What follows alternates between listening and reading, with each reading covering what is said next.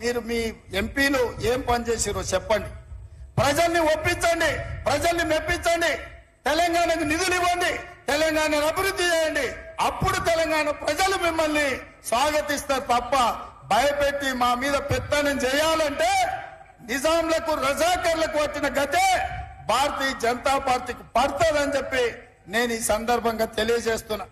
మిత్రులారా, ఇవాళ మనం మెట్రో రైలు అడిగినాం, మనకేమిచ్చిండ్రా అంటే గాడిద గుడ్డి ఇచ్చిర్రు. అదొక్కసారి ఇక్కడ ఇచ్చిర్రు.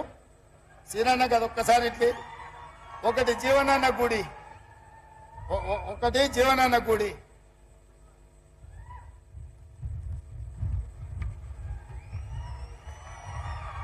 ఒక్కసారి అందరూ చూడండి.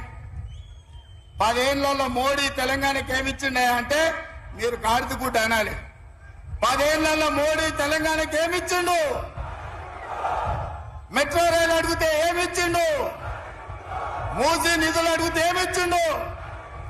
పాలమూరు రంగారెడ్డి ఎత్తిపోతల జాతీయ ప్రాజెక్టు అడిగితే ఏమిచ్చిండు? బయ్యారం ఉక్కు కర్మాగారం అడిగితే ఏమిచ్చిండు?